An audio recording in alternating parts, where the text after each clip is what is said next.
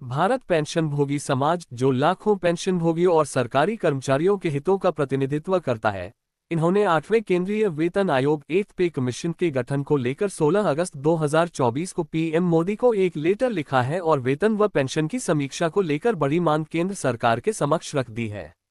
पेंशनभोगियों की चिंताओं को दूर किया जाए, अगस्त के अंत तक मिलेगा तोहफा। इस बीच आपकी जानकारी के लिए बता दूं कि केंद्रीय कैबिनेट की बैठक अगस्त के अंत में होने वाली है। ऐसे में उम्मीद की जा रही है कि केंद्र सरकार 8वें वेतन आयोग की कमेटी का ऐलान इस बैठक में करने वाली है। अगर ऐसा होता है तो कर्मचारियों और पेंशनभोगियों की बड़ी चिंता दूर होने वाली है।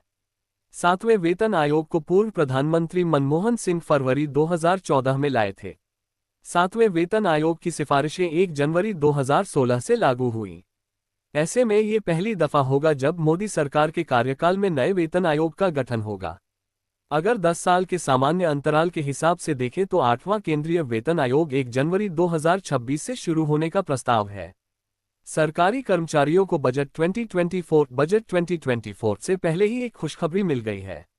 दरअसल 8वें वेतन आयोग का प्रस्ताव बनाकर केंद्र की नरेंद्र मोदी सरकार के पास भेज दिया गया है।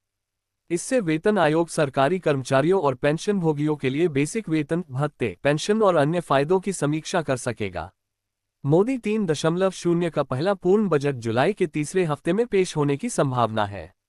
ऐसे में उम्मीद जताई जा रही है कि केंद्रीय वित्त मंत्री निर्मला सीतारमण बजट में 8वें वेतन आयोग के प्रपोजल पर चर्चा कर सकती हैं। 8th पे कमीशन का proposal. National council staff side joint consultative machinery for central government employees के सचिव शिव गोपाल मिश्रा ने कैबिनेट सचिव को लेटर लिखकर 8वें वेतन आयोग का गठन करने की मांग दोहराई है। इसमें सरकार से गुजारिश की गई है कि वह 8वें वेतन आयोग के गठन को प्राथमिकता दे। हर 10 साल में केंद्रीय वेतन आयोग का गठन होता है। ये केंद्रीय कर्मचारियों की मौजूदा तनख्वाह और अन्य भत्तों की समीक्षा करता है और उसी के आधार पर उसमें इजाफे की सिफारिश करता है। 7th पे कमीशन को पूर्व प्रधानमंत्री मनमोहन सिंह फरवरी 2014 में लाए थे। 7वें वेतन आयोग की सिफारिशें 1 जनवरी 2016 से लागू हुई। ऐसे में ये पहली दफा होगा जब मोदी सरकार के कार्यकाल में नए वेतन आयोग का गठन होगा। अगर 10 साल के सामान्य अंतराल के हिसाब से देखें तो 8वां केंद्रीय वेतन आयोग 1 जनवरी 2026 से शुरू होने का प्रपोजल है, लेकिन सरकार ने अभी तक इसके औपचारिक गठन का ऐलान नहीं किया है। शिव गोपाल मिश्रा का कहना है कि कोरोना के बाद मुद्रास्फीति में इजाफा हुआ है। यह कोविड से पहले वाली मुद्रास्फीति के स्तर से भी अधिक है। अगर हम 2016 से 2023 तक रोजमर्रा के लिए जरूरी चीजों की खुदरा कीमतों की तुलना करें तो स्थानीय बाजारों में उनके 80% से ज्यादा तक बढ़ गए हैं। ऐसे में सरकारी कर्मचारियों का वेतन बढ़ाने की जरूरत है। केंद्र सरकार के लाखों कर्मचारी 8वें केंद्रीय वेतन आयोग पर अपडेट का इंतजार कर रहे हैं। पीएम नरेंद्र मोदी की तीसरी बार सत्ता में वापसी साथ के साथ कर्मचारियों की उम्मीदें भी बढ़ गई हैं। 8वें वेतन में कैसा होगा सैलरी स्ट्रक्चर? शिव गोपाल मिश्रा का कहना है कि अब वक्त बदल गया है। ऐसे में वेतन की समीक्षा करने के लिए 1 दशक काफी लंबा समय हो जाता है।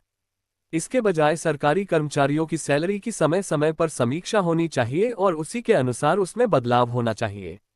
हालांकि अभी 8वें वेतन आयोग के सैलरी स्ट्रक्चर की कोई रूपरेखा नहीं बनी है। इस पर आगे चर्चा होने की संभावना है। देश के करीब 1 करोड़ केंद्रीय कर्मचारियों और पेंशनर्स को बड़ा तोहफा मिलने वाला है। कर्मचारियों को 18 महीने का एरियर मिलने वाला है। इसके साथ ही 8वें वेतन आयोग की कमेटी को लेकर खुशखबरी मिलने वाली है। साथ में नई पेंशन में 50% पेंशन मिलेगी।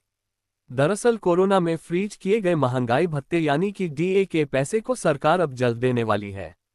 कोरोना के चलते सरकार ने केंद्रीय कर्मचारियों का जनवरी 2020 से जून 2021 तक 18 महीने का डीए का पैसा रोक दिया था।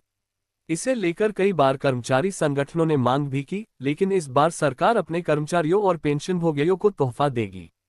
एरियर 11,880 रुपये से लेकर 37,554 रुपये तक मिल सकता है।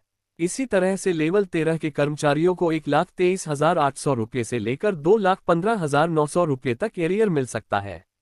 वहीं लेवल 14 के कर्मचारियों को डीए एरियर के रूप में 1,44,200 रुपये से लेकर 2,18,200 रुपये तक मिल सकते हैं। 20 अगस्त को विरोध प्रदर्शन। कर्मचारी संगठन ने केंद्र सरकार के समक्ष 3 मांगे रखी है, जिसमें 8वें वेतन आयोग का गठन, पुरानी पेंशन बहाली, 18 महीने का बकायदा एरियर का मुद्दा शामिल है। केंद्रीय सरकारी कर्मचारी संगठन ने कहा है कि जब तक उनकी मांगें पूरी नहीं हो जाती तब तक विरोध प्रदर्शन होते रहेंगे। इस विरोध प्रदर्शन का उद्देश्य निम्नलिखित मांगों को पूरा करवाना है। 8वें केंद्रीय वेतन आयोग का तत्काल गठन, पुरानी पेंशन योजना ऑप्स को बहाल करना, कोविड-19 महामारी के दौरान रोके गए 18 महीने के महंगाई भत्ते डा और महंगाई राहत डॉक्टर को जारी करना।